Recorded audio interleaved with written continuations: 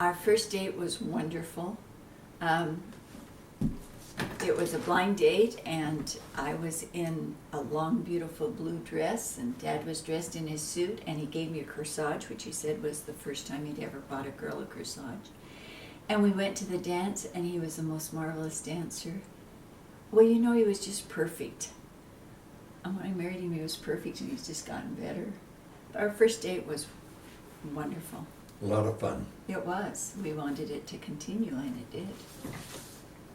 Our wedding day was really a long, long day. It was. We started at 5 o'clock in the morning, getting up, getting dressed, getting over to the temple, and going through, getting our own endowments, which is, it's too bad that we couldn't understand all of those things the first time, because the blessings are so great that you get. And then we went through a session, and got sealed. I think we were sealed by 11 o'clock.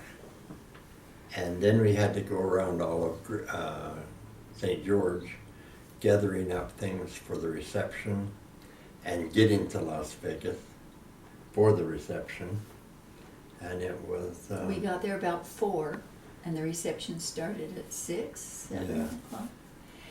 And then when it was over with and time to go, some little girls that I had, I was a sports director, decided they were going to chivalry me, and Grandpa showed them his eagle eye, and they scattered like little mice. And but even then, once we got to the car, we had to drive all the way out to Boulder, and it was about 1 o'clock when we got into our hotel room, wasn't it? Yeah. Just exhausted. Tired. And it was a good day, though. it was. We woke up at 9, wanted to go eat dinner and then come back to the hotel apartment. But we had to be out by 11. So we got up, got dressed, and went out and ate, and then we went to the park. And watched the kids. And watched the kids, and it was roller so skate. boring. Oh, skateboard. Skateboard. Yeah. And finally we decided we have nothing else to do. This is it. So we went back, and my mom invited us to spend the night. But Dad said, no, I'm not spending the night in your bedroom in your parents' house on my second night of my honeymoon.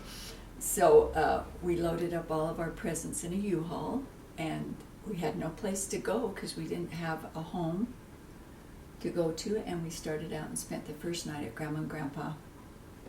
Grandma Prince's house on a great big feather bed that we both rolled into the center. And then we got up the next morning, traveled on to Dwayne and Betty, Garrett and Gales in Provo.